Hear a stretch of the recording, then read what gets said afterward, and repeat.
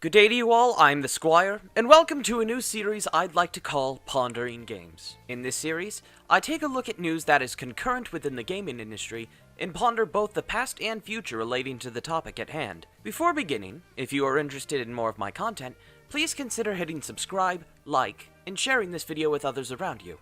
Are you pondering what I'm pondering? Let's find out. So the news is that Masahiro Sakurai, in the last presentation, Mr. Sakurai Presents Kazuya, the last fighter in Challenger Pack 2 will indeed be the final challenger in Super Smash Bros. Ultimate. After heavy speculation and debate over, like third fighters passes or a surprise 13th DLC fighter, I'm kind of glad that this crazy train is coming to an end. The DLC had began work in 2019, and while I do wish there was more, there's a side of me that wish there was more, I'm just happy a lot of the speculation can die down.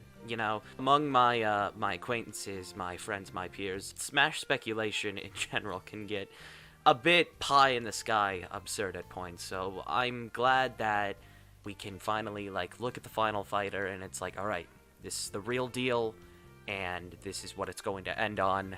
I'm happy about that. And, coming off of Kazuya as a fighter, I'm happy with the character that we got. I thought that Tekken was a good pick for Smash. Even though I wasn't necessarily invested within the character myself, I acknowledge that Bandai Namco definitely was, scratching for second representation next to PacMan, and even though I didn't think that for a while, it's nice to see the representation give it. So, when pondering the last DLC fighter in general, it really takes me back to the beginning of all of this, when I was 14, and just thinking about all the trailers that have happened over the years. Since their introduction in 2013, I've always felt like Smash trailers in general are this big momentous occasion.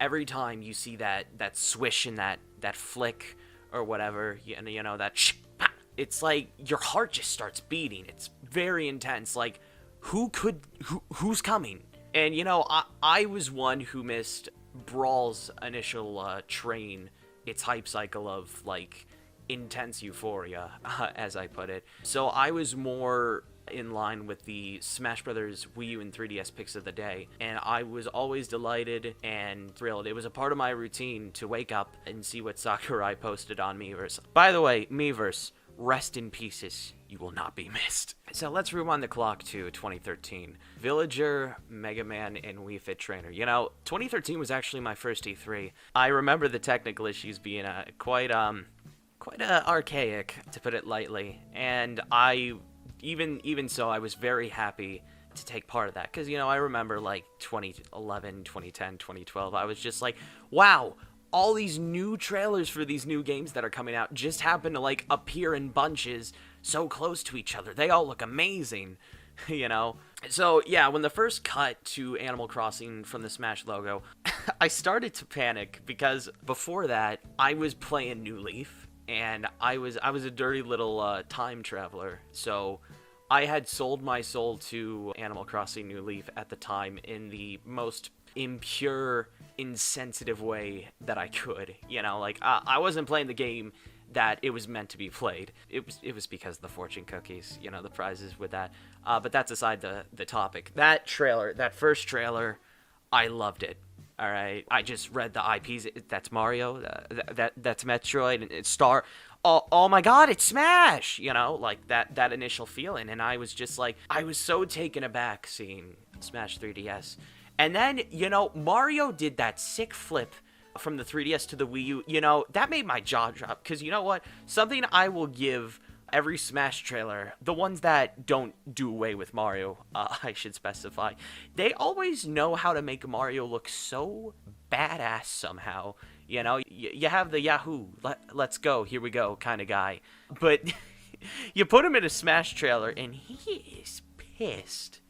And I love it. So yeah, that made my jaw drop. And then I was taken aback with the first splash screen from Villager. It's like by the end of the trailer, I'd completely forgotten that. Oh yeah, Animal Crossing. you know what, sure, I'm for this. So then the next trailer was a Mega Man, like right off the bat, and I gotta be frank, I was kind of a stubborn little shit when it came to Mega Man. You know, I was a stubborn see. It's like, he's not a good addition. He's no good. You know, in hindsight, I think it had more to do with like everybody around me at the time, like really heavily speculating about Mega Man. It was like overexposure at that time, and you know, this was when the roster itself was just coming about. I was afraid that Sonic was getting cut, because, you know, I love Sonic. But I eventually came around. You know, the Smash Effect imprinted its nails into me. Oops. I don't know how to phrase that. But, yeah, the Smash Effect, you know, when a character that appears in the game, it makes you interested in their origins. You know, you want to check out the game. And that happened like clockwork with Mega Man. And funny enough, the first Mega Man game I played was Mega Man X. And God, that was such a good start. It was an iteration a little later than usual, but, you know, I was later delighted to see that X was a part of Mega Man's Final Smash. You know, it really made my day, that presentation. And then finally you had Wii Fit Trainer, which, you know, just an after show reveal. It was a really good one though. You know, when I just go to the site, it's like, oh, okay, yeah, this is good. So over the next few months, we saw that the daily updates, you know, we had Olimar, Peach, Luigi, Marth, and thankfully Sonic came back. So that grudge I mentioned with Mega Man before, it became a fleeting afterthought at that point. But I gotta say, the newcomer rollout in general was one that I really liked. You know, our first newcomer following E3 was Rosalina, and that trailer, man, I love that trailer. I wasn't really watching that direct because I was at school at the time, so I couldn't really, like, tune in, even though it was study hall, but, you know, I was a good student. I wanted to keep my work in check. But, you know, I eventually bended to that, and I got to the nearest computer, and I saw Rosalina, and I was delighted. What a great addition for a Mario roster. That Mario Kart trailer, that Kirby Uraya trailer was really good. On top of another good reveal, we had Little Mac. A good upgrade, I should say. I didn't realize how pathetic he was in the air until I got my hands on him. And while I think he's, you know, a good choice, you're gonna notice the theme of me saying these characters are good choices. I still don't like fighting that little shit, you know, not gonna lie. I feel a sense of my pride dwindle when I fight a Little Mac, but when I know what to do with them, it's a fun one. The transition from the animation to CGI in that trailer, I thought was a really great touch, and it really opened the mindset of what a Smash trailer could really turn into, what it could really be. That it wasn't just all this, like, really good CGI. It was, we can get these other studios to, like, work on different stuff, you know, like, take these different assets, these different hand-drawn animations from, like, the studios that worked on these games, and, like, let's make a Smash trailer out of it. And it was a great idea, one that I really liked. So next up we have the Smash Direct. That was one of my favorite Nintendo presentations, not just in general, but up to the game's release. Greninja's reveal, personally, really resonated with me, because I was one who chose Froakie, and I was one who loved X and Y. And I still stand by that, even though Gen 6 in general is, in my opinion, you know, a bit middling down the road for me personally. I still think that X and Y are really solid, competent Pokemon games. You know, I acknowledge they're not for everyone, but I still like them a lot.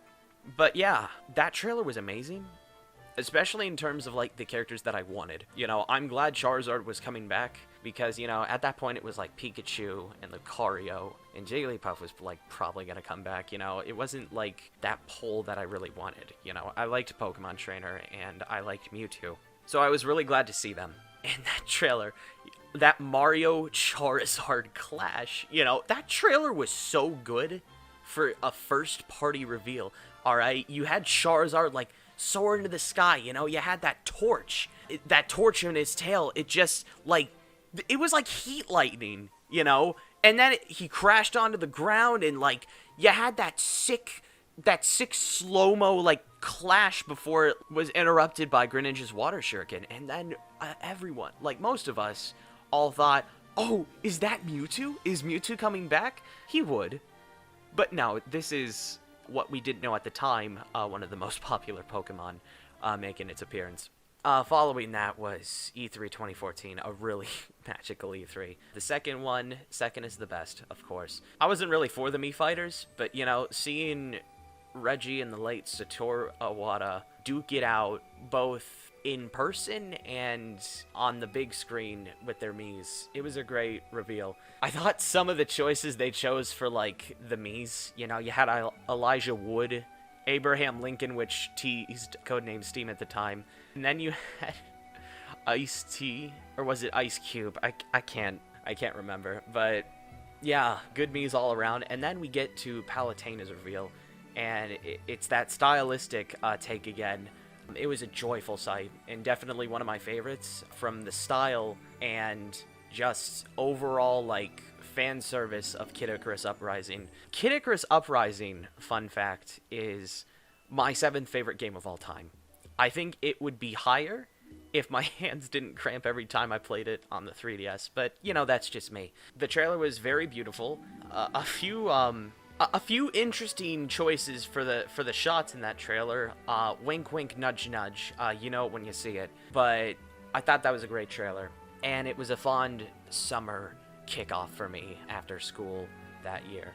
And I had memories of, watching the Smash tournament. I twisted my ankle pretty badly following a day in one of my cooking classes in high school. So I slipped in water that day, so I remember watching the Smash tournament in my bedroom because my ankle was not up to the task when it came to walking about the house. But after that, PacMan, what a fantastic pick that they revealed behind closed doors.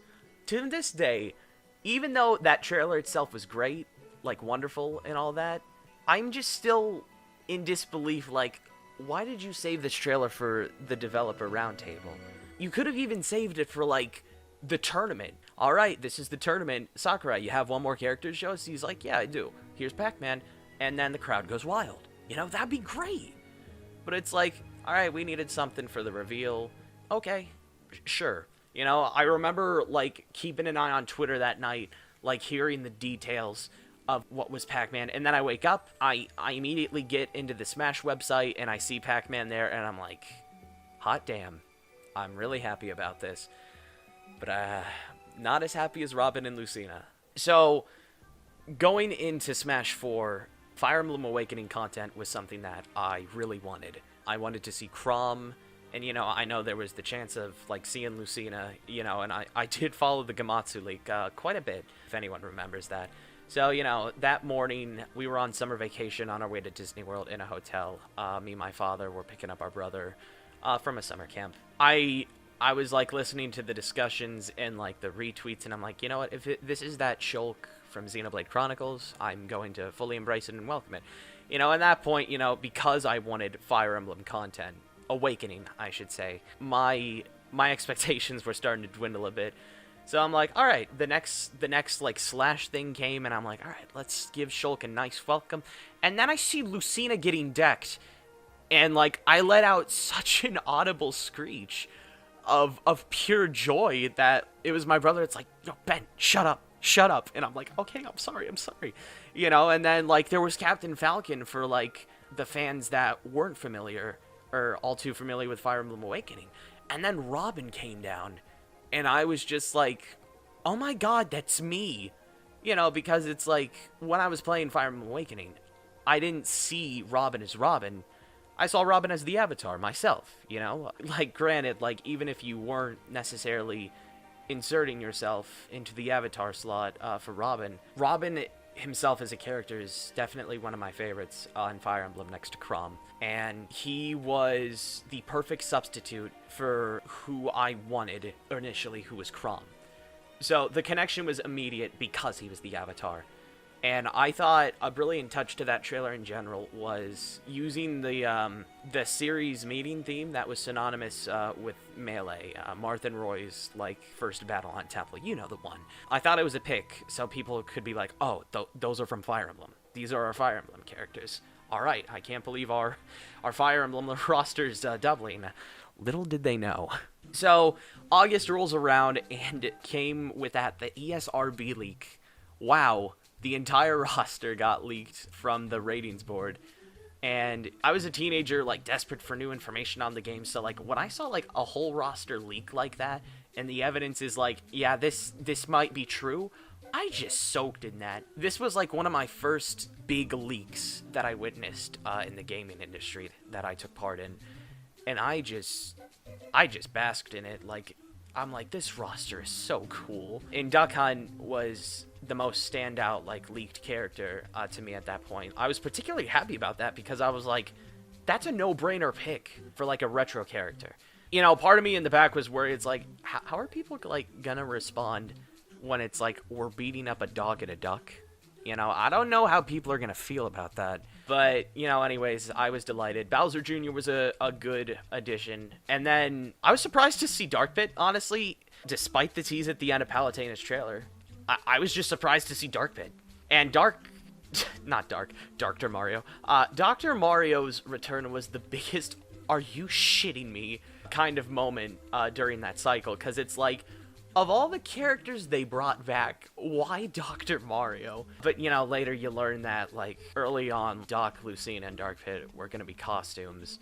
And the dev team at that time is like, we could actually add, like, different attributes and characteristics to make these characters feel different. And you know what? I respect that choice for the most part. You know, I think it worked out for all three of them. And I've heard some arguments like, oh, when the next game comes, have Lucina be an alt like she was originally going to be. It's like, okay, but you know, Marth has a tipper and Lucina is Marth without a tipper. And it's like, for some people, you know, Marth's a bit of a difficult character to like pick up and play. So I think the addition of a non-tipper Marth was a good call. And then there was that second Little Mac.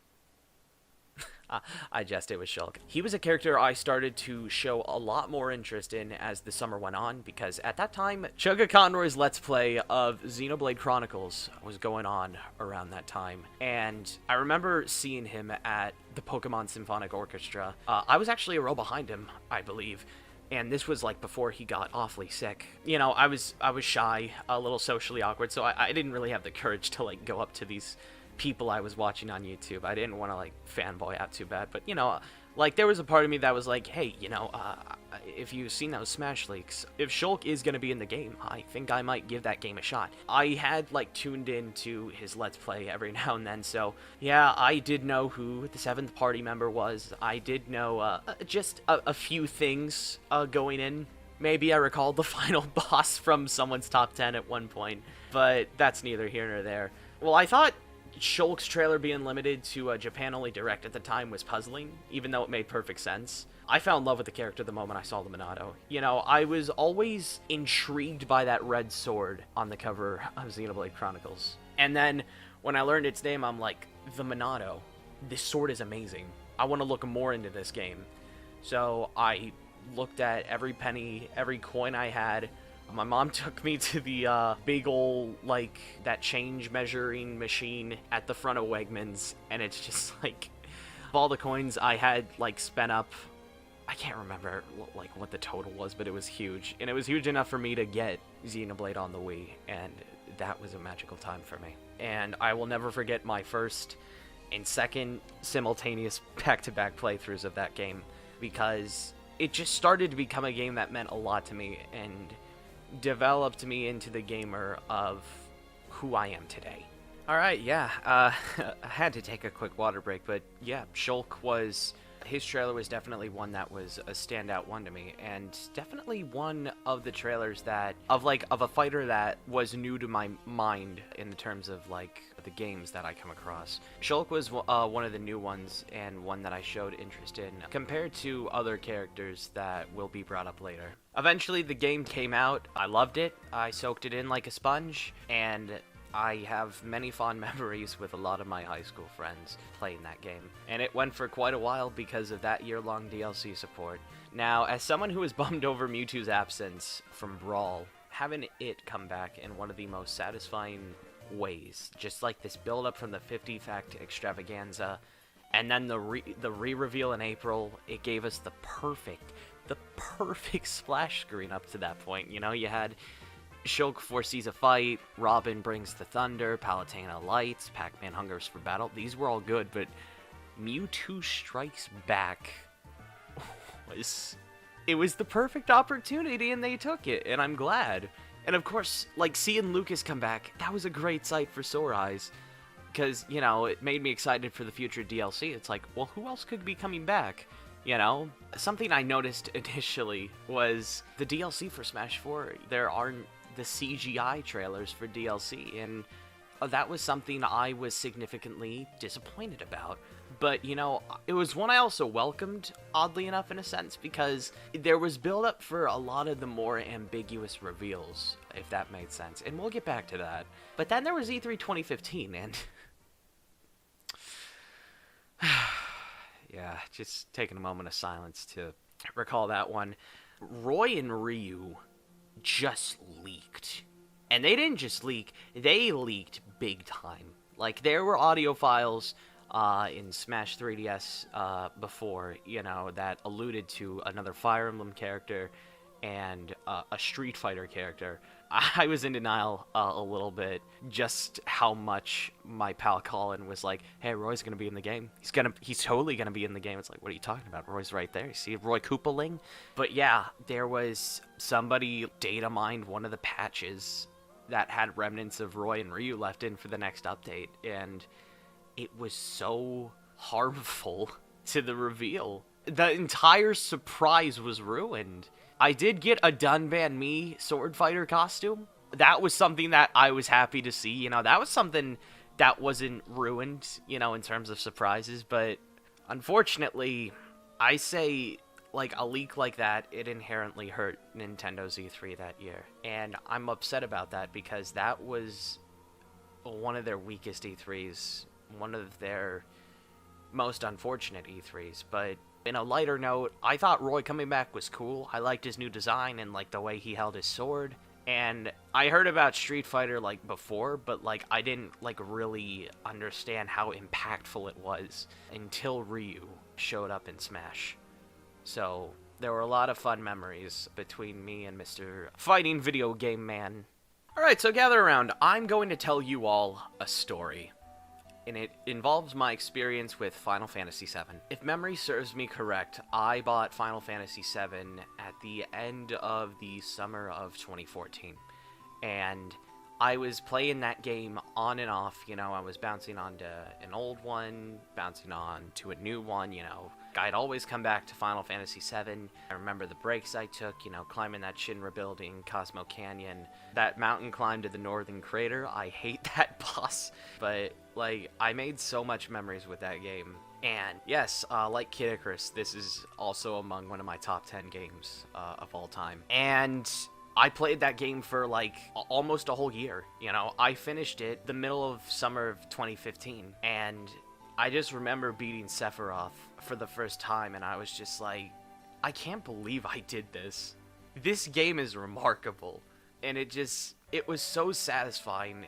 And they say your first Final Fantasy is going to be your favorite, and I think that rings true, you know. Like, I played 6, I respect and admire it. I love it. It's a top 3 Final Fantasy for me.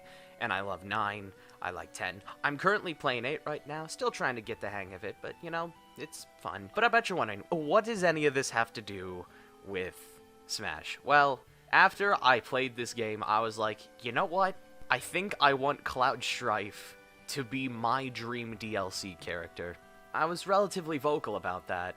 And, you know, after staring at the screen of Mewtwo, Lucas, Roy, and Ryu for, like, what felt like an eternity, we finally got that DLC direct, and we have a story, more story time for that. So I was a theater kid towards my latter years in high school. So we were doing our rehearsals for the Crucible, and it was like the week before Thanksgiving, this direct. In my off time from rehearsal, I was watching the direct, and I was actually able to watch all of it. There were complications like getting to steady progression. My character appeared in Act 2, so we couldn't quite reach Act 2 before Thanksgiving. So I just remember seeing the stars, and I'm just like, what's going on? And then I hear that familiar opening theme, and I'm just like, it was a while since I last heard that. And I'm just like, I know this song. And it sounds like a PS1 sound font. So, after my director passed me, like, people were gathering. As he was, like, going back into the auditorium, I was just like, I'll be right there. And then, I saw that X, and then I saw Final Fantasy, and I'm like, that could be any and then the 7 appeared, and then Meteor, and I could describe my audible reaction something like, Cloud? Is that Cloud? Something like that. And I let out more squeals of, like, joy and, like, disbelief. And it was just, oh my god. I can't remember if I, like, shed a tear, honestly. I'm not one who cries when it comes to, like, games or, like, media and all that. I hope that can be broken one day. I've teared up at instances before, but I've never cried. But back to Cloud. Oh my god. Yeah, that trailer was superb. And, like, despite it not being CGI, I consider this one of the strongest reveals in history of the Smash cycle, I should specify. Because not only was this a PlayStation character following Snake in Brawl, it was a PlayStation character who had barely been on a Nintendo console at that point. You had stuff like that Final Fantasy 3DS Explorers game. The name of it is escaping me at the moment. And then you had Kingdom Hearts Chain of Memories and Recoded on the DS. But up until that point, Final Fantasy VII didn't really have that presence. So yeah, back to the story, I was like freaking out, and then like the head of the tech crew came out. It's like, "What are you doing, Ben? Like, we're having a meeting, like right now." And I'm just like, okay, I'll come back. I promise. It's like, he's like, I don't care. Look, just go outside, like, vent all of that out, and, like, come back. He was a nice guy, and I understand why he was very, like, stressed when he hurt me. And I came back, and, after the meeting, he was like, "So, what was that about that new character in Smash?" And then I explained it to him, and he didn't even know who it was, but that's alright. And then, this is when I met John around this point. So then, like, I came back into the auditorium. I said sorry to the costume crew, who I was good friends with. I said, very sorry if you heard anything out there. And then I came to John. He was like, "Hey, man, is everything all right? Like, everyone heard you out there." And of course, I didn't know my volume. And I was just like, they put Cloud in Smash Bros. And his eyes widened. He's like, "What did you just say?" And then I, like, pulled out my phone, and I showed him the splash screen. He's like, no way. And then I showed him the trailer as we were getting our notes. So that was one of my fondest memories with Smash 4. Fond memories aren't meant to last because, we finally got that last direct. Yeah, Corrin was the next one. Was very shocked to see, in air quotes, another Fire Emblem character. At the time, I was for this inclusion, but then I played Fates a few months later, and I'm like, I don't think I like this.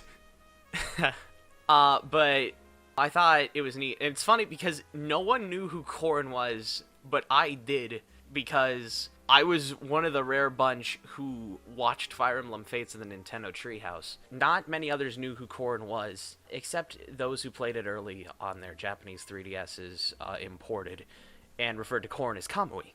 So then we got to the end, we had the Smash ballot, and this is back to, like, that more tension-inducing part of the trailer that I was referring to before. Bayonetta. Wow.